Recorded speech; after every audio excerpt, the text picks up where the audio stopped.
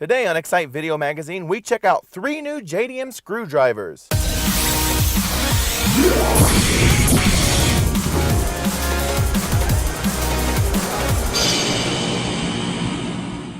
Hey guys, what's up? I'm Dustin and this is Excite Video Magazine.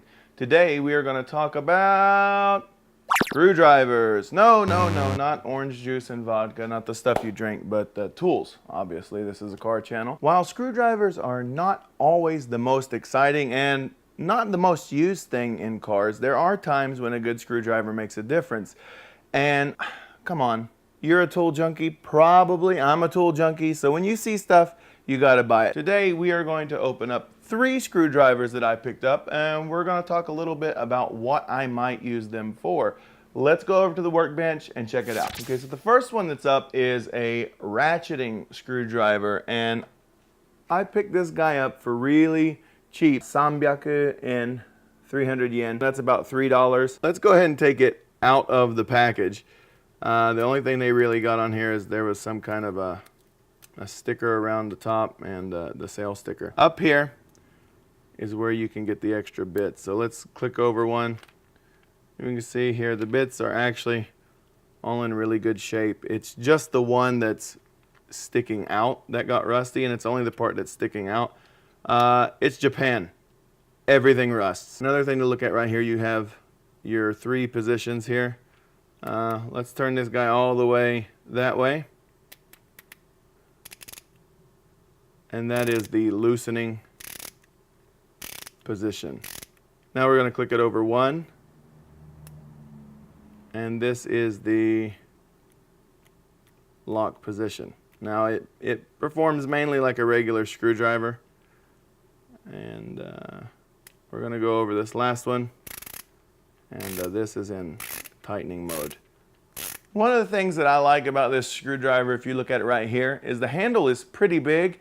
And I have pretty big hands, and sometimes whenever you use a regular screwdriver, it seems like I can't get enough grip. So this guy is really big, and the way it fits in your palm, I really think that this guy is going to be awesome in grip. It has these really deep grooves, and they seem like when I use them that they grab into the driver really good. The other cool thing is this system here. All of your bits fit right here, so whatever you want, you can grab it quickly.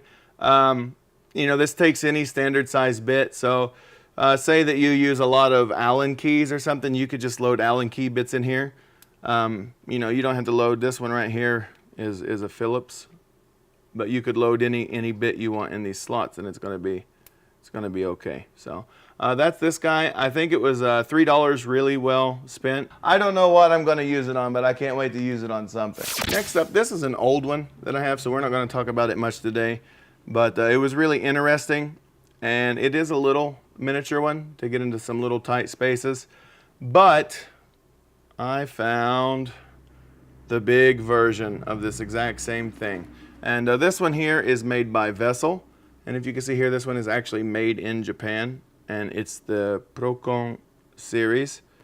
And we'll just pull this bag off right here. And what this does is, it's a bit holder, and it's made to hold the bits that go into like an impact driver. You just slide them in there, and then your bit becomes a screwdriver. Now this is not the best example because this bit is a really tiny bit. We got this long bit, if you see here. I mean, it makes a really nice long screwdriver. And the cool thing about this really is, I think what it was designed for is you can have your impact bit driver here. So the thing about this, sometimes it's a pain to get something started, or maybe you have a long screw and you want to drive it in really fast, but you don't want to take a chance to over tighten it and crack some of the wood or something. You could actually put it in here and then finish the job by hand. You don't have to carry multiple screwdrivers or anything like that. Like, you could just throw this inside of the box that this comes in and take it with you to the job site or something. Here it is with another bit driver in it. I know that this bit is a little bit big and you likely wouldn't use this for anything by hand. But let's say that you're into crafts or hobbies or something and you're like me and you already have an impact driver, so you have many bits like this, and you don't want to go out and spend the money on like a hobby pin vise. You want to make bullet holes in a Gundam or something, then you don't have to buy a pin vise. You have a pin vise. You can use either one of these interchangeably, so you can use this as a pin vise. Since I have adapters to put my sockets onto my driver, technically that bit will fit in here too. And you have a nut driver that will take any socket that you have. This is 3/8 drive, so any 3/8 I have. I also have a 1/2 inch and a 1/4 inch adapter, so you can use it for that. And that brings us to our last screwdriver that we have here today. And honestly, the other ones, maybe you don't have a really big use for. I mean, I get it. You could use a bit and a ratchet. I have ratcheting bits over there too. I mean, honestly, is that handle really useful as a screwdriver when I have a whole collection of screwdrivers? Maybe not. I'm just a tool junkie, so I like to justify my purchases.